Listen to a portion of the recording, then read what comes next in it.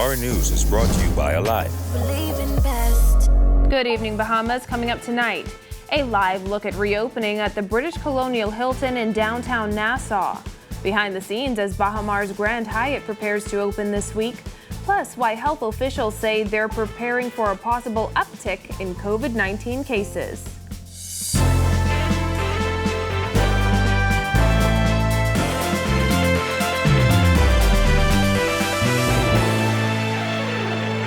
Welcome to our news and thanks for joining us. I'm Christina Dragovich. Topping news tonight, more heads in beds tonight as the British Colonial Hilton opened its doors today for the first time since the end of July.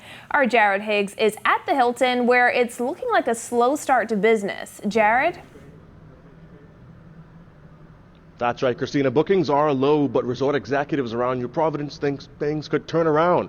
Now, Hilton's general manager, Pablo Casal, says he thinks things could improve within a matter of weeks. All the sacrifices that the Bahamian people has done to make sure that we have this virus under control, it pays off. It was a quiet opening for the British Colonial Hilton on Tuesday. With just a few bookings, executives are focused on providing training for staff. We are going to bring back people as demand asked, and hopefully in the next few weeks, we start calling in more people. That optimism is shared with other major resort executives. Bahamas Senior Vice President for Government and Community Relations, Robert Sandy San, says while bookings are there, they aren't as robust as they would prefer. However, he thinks the appetite for a Bahamian vacation is growing. He says the testing of returning staff will help future guests feel safer. They would have had to have done some type of testing, etc., to satisfy their principles.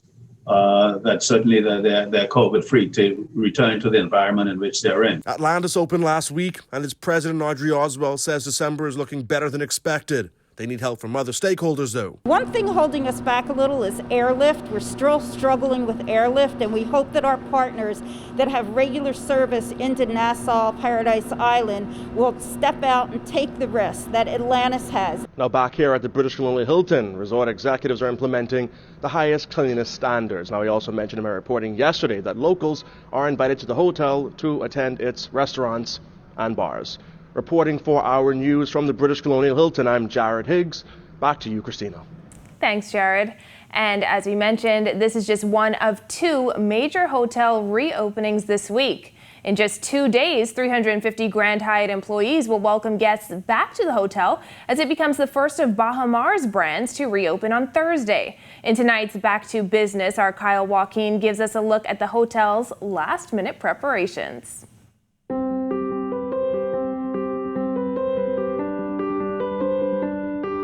I'm very excited. The experience is what I can't wait to deliver to the guests. After nearly 9 months of waiting to get back to work, Grand Hyatt front desk host Clarissa Moss says she can't wait to see guests walk through the hotel's doors on Thursday. Well, it's just about adjusting to a new normal, but since I have returned to work, I have seen all across our illustrious resort that we have taken the necessary precautions to prepare for both our internal and external guests. 350 Grand Hyatt employees are back to work, making the final preparations for Thursday's reopening. The hotel's general manager, Ulrich Samiet, says aside from their travel health visa, which contains proof of testing negative for COVID-19, guests will have to take a complimentary rapid antigen test upon arrival for check-in. The guests have, once they come into the hotel, they'll do a rapid antigen test. Once that test is negative, they'll have full reign of the hotel. So there are countless restaurants open, many of the activities available, all the pools are open, the beach is open, so they really can have a great vacation even under these circumstances. Several of Bahamas restaurants are reopening in this first phase, including Katsuya, Philia, Karna, as well as Three Tides Fish House. Locals can patronize the restaurants as well as golf, but must provide a negative result for an antigen COVID-19 test, no older than 5 days, along with a reservation, which is to be made on the resort's website. Throughout the hotel, there are numerous sanitizing stations and many precautions to minimize the level of touch, even upstairs in the rooms. As you can see on our credenza here, we have our remote control, our phone, our Crave tablet. So we're really trying to create less touch points and a touchless experience so the guests feel very safe and they don't really interact that much with the equipment that we have. And it's sanitized after each use. The world-class Espa Spa, the current gallery, state-of-the-art Explorers Club for kids, as well as new and returning retail stores will also reopen Thursday throughout the property. But Hyatt says they want to encourage more locals to stay as well, offering rates as low as $199. We've created a Bahamian staycation package for our local residents. Now, they will still have to do the rapid antigen test upon check-in, but as I mentioned to you earlier, the safety measures we have in place, we'd love to have everybody come visit us. These packages start at $199 and up. 1,800 Bahamas employees in total have returned for Thursday's reopening. Rosewood and SLS at Bahamas are scheduled for an early 2021 reopening.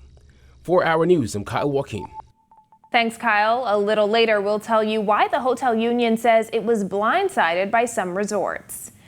Well, with restrictions relaxed in time for the holidays, Health Minister Renward Wells says the Ministry of Health is bracing for a possible increase in COVID-19 cases.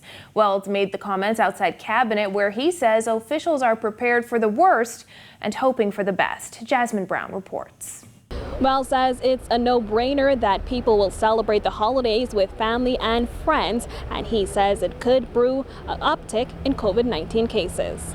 We are monitoring and looking that after the Christmas holidays, when all of us get together with our families and we're supping together and we're connecting, that there may be an uptick again in the numbers. But the Ministry of Health, as I said, we have our surveillance team. We're hoping, we're praying that we do not see that. Given that cases in the country had fallen drastically in recent weeks, Prime Minister Dr. Hubert Minnis, who is also the competent authority, eased a number of COVID-19 restrictions ahead of the holidays. But last week, there was a slight spike. Last Wednesday, there were 38 cases confirmed, while last Thursday, there were 25 confirmed cases. Wells noted that in more recent days, the number of confirmed cases have dropped. The 38 cases on the 9th, 7 of those were from a freighter tanker that came into Grand Bahama with individuals who were not feeling well.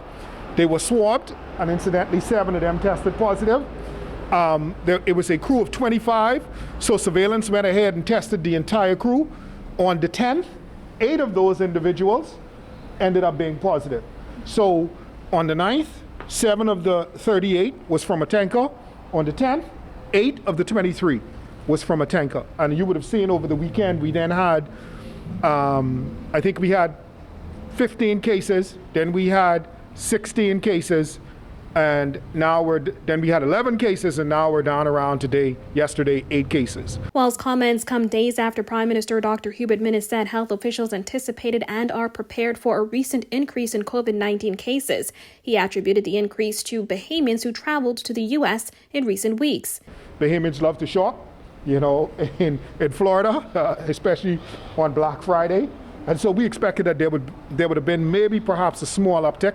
We did see a little bit of that, but the numbers are trending in the direction we expected to go now. Reporting for Our News, I'm Jasmine Brown. In other news, despite the spate of shootings and homicides in recent weeks, National Security Minister Marvin Dames says he expects a massive drop in crime at the end of the year. While Dames says there is much more work to do, crime statistics are trending in the right direction. One of the things that you can expect to see a significant drop in serious crimes, homicides, armed robberies, crimes against the persons that certainly is a major concern to us. Though many people attribute the drop in crime to curfews and lockdowns imposed sporadically over the last 9 months, Dames says it's also attributed to improved relationships between the police and the public. But it's not just this year. Dames notes that crime has dropped steadily over the last few years. The former deputy police commissioner says while it is encouraging, the Bahamas is still not where it needs to be in relation to crime. However, he says 2021 is expected to be an easier year for law enforcement officers. You can see over the last 3 years, and the bar graph will bear that out, crimes against persons and property, you see a downward trend as we move from year to year. That's encouraging. I would be the first to say that we're not there yet. You know, we have an awful lot of work to do. Dame says police are seeing a significant drop in gunshots in many of the areas where Spot Shotter was introduced. But some observers contend that more needs to be done to end gun violence and gang culture in the Bahamas. Last week, House of Assembly Speaker and Nassau Village MP Halson Moultrie recommended that the police undertake a dragnet operation to rid the island of all the illegal firearms. And a cloudy day in the capital today, but Greg Thompson is here in the weather studio to tell us what's ahead. Greg? Thanks, Christina. I'm meteorologist Greg Thompson with your first look at weather, brought to you tonight by InfoGrow. Current conditions outside our studios. Temperatures are in the mid-70s. 74 is our current temperature with just a few clouds. Mild conditions. Those winds are still light and variable. Your feels-like temperature around 74 degrees Fahrenheit. Satellite view. That high pressure remains in charge of our weather frontal boundary that moved near the northern Bahamas, still hanging across southern Florida. A couple isolated showers near the northern Bahamas. But conditions will remain quiet for the rest of the evening. That's your first look at weather. Your extended forecast is still to come. Still to come on our news, Bahamians push back against oil drilling. Why hotel union executives say they were blindsided, plus speeding hundreds on Exuma. That's coming up when our news returns. Just when you thought the year would end drought, Rev came through with Magic and Holiday Cheer. Our cashback will double, making more spirits rise, with chances to spin and with a dope random prize. The rules are quite simple. You can find them online. Just sign up for Trio and pay your Rev bill on time. Our grocery store dash is sure to bring smiles as 16 lucky winners tear through the aisles. Call 601-8992 or visit rev.vs/promotions to find out how you can win with Rev's Field of Magic giveaway. Rev, you and us, together.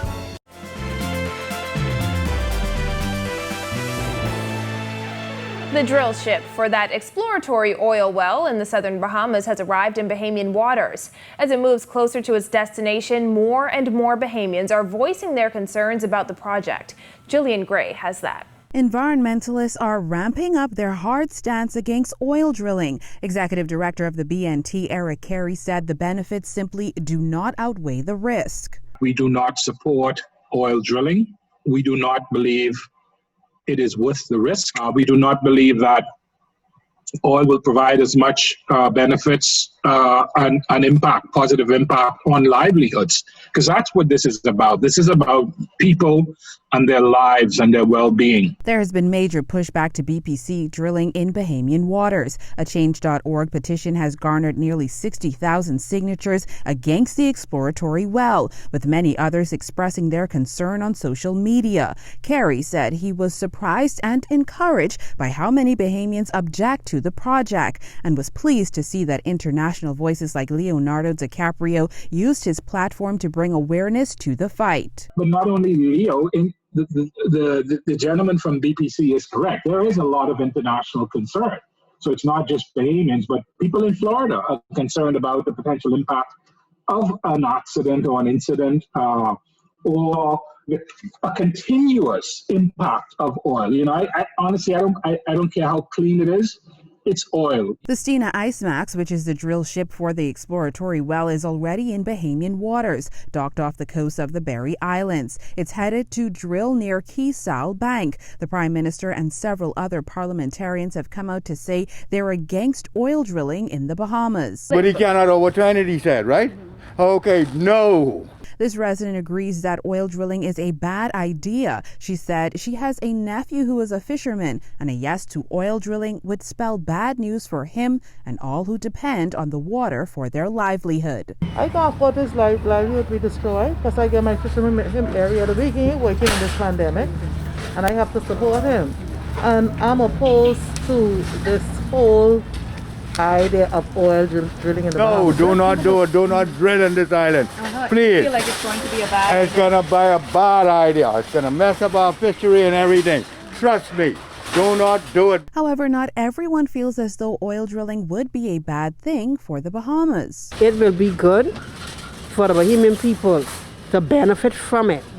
And with that being said, as long as we benefit from it, the economy, I think, which I know will be better. Now, BPC said they could begin drilling by Christmas. However, those opposed to oil drilling in the Bahamas said they will continue to fiercely fight to ensure that does not happen. Reporting for our news, I'm Jillian Gray. In other news, leaders of the Bahamas Hotel Catering and Allied Workers Union say they were caught off guard by the adjustment to the Christmas bonus for hotel workers. Darren Woods says any adjustment should go through the union. Bethany McDermott has that.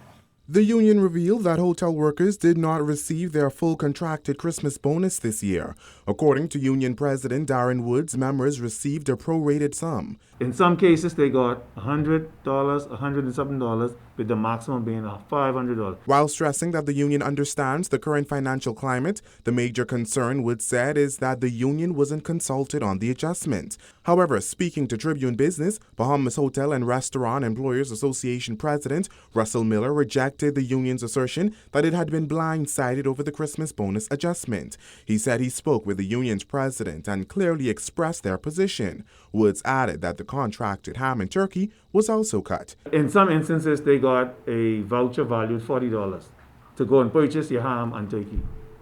$40.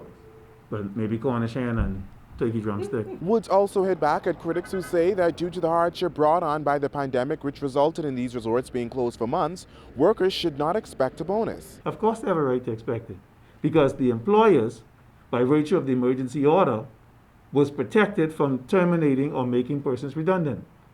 If they were made redundant in March, then yes, they would be entitled to be paid up to March.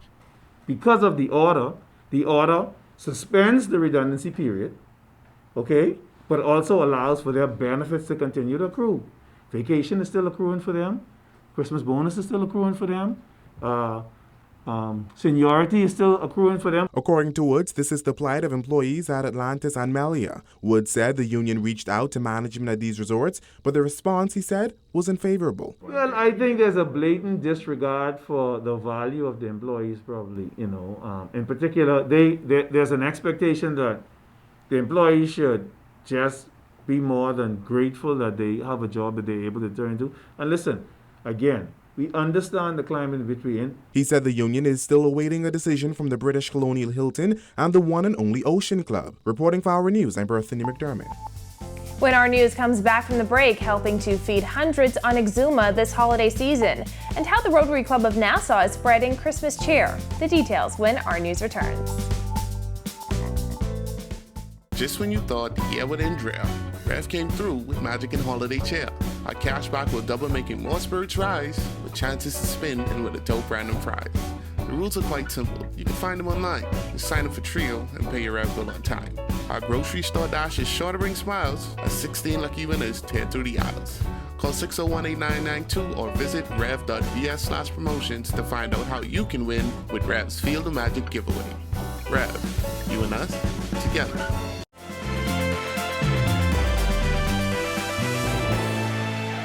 This is Our News. Welcome back. Canadian fashion mogul Peter Nygaard arrested in Canada Monday at the request of a United States court. According to the Associated Press, Nygaard was indicted based on allegations that he sexually abused young women and girls at his properties, including his Lyford Key residence. The 79-year-old is facing multiple charges, including sex trafficking and racketeering. Nygaard has denied all charges. Well, a Christmas feast is in the works for Exuma residents and essential workers on that island. The Bahamas Striping Group of companies is partnering with Sandals Emerald Bay and the Bahamas Feeding Network to give back in the form of 500 hot meals and 100 turkeys on Christmas Day. Bahamas Striping President Atario Mitchell says the partnership is just one way of showing appreciation to the community.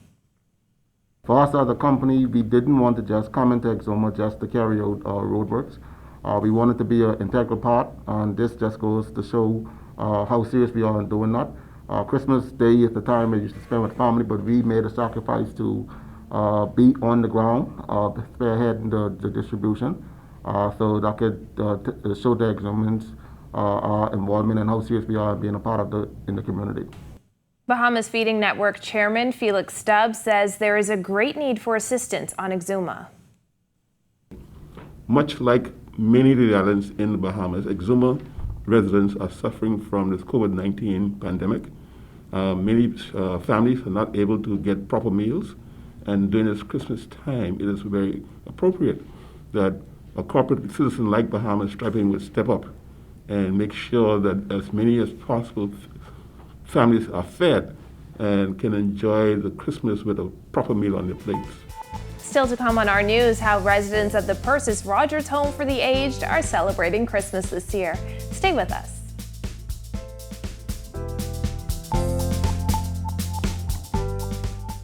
Just when you thought the year would end drought, Rev came through with Magic and Holiday Cheer. Our cashback will double, making more spirits rise, with chances to spin and with a dope random prize. The rules are quite simple. You can find them online. Just sign up for Trio and pay your Rev bill on time. Our grocery store dash is sure to bring smiles as 16 lucky winners tear through the aisles. Call 601-8992 or visit rev.bs/promotions to find out how you can win with Rev's Field of Magic giveaway. Rev, you and us, together.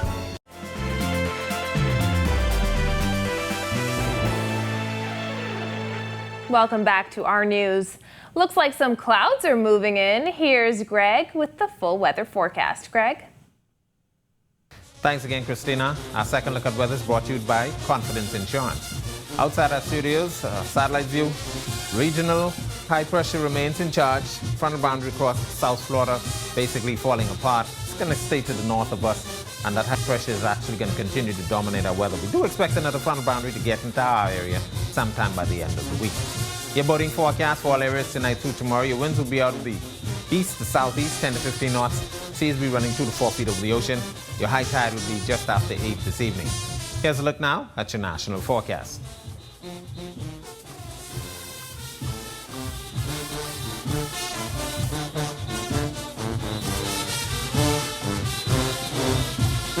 Now a look at your extended forecast through Sunday.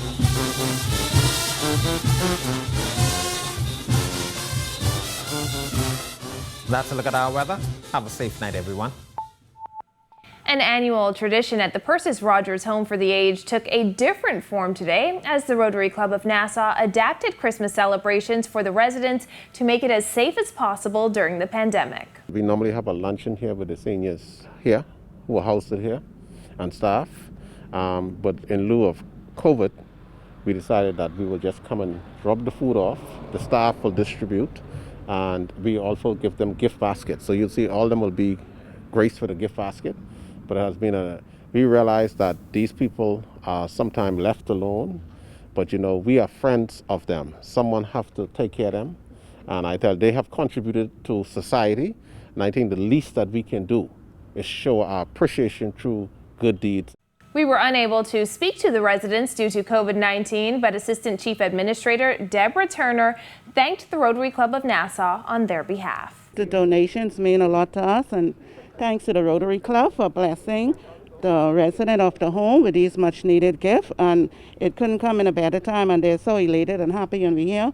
Thank you all on behalf of our Chief Administrator, Ms. Frances Leday.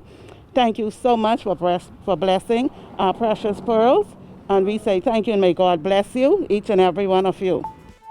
That does it for our news tonight. On behalf of the entire team, I'm Christina Dragovich. We'll see you right back here tomorrow night. Have a beautiful evening, Bahamas.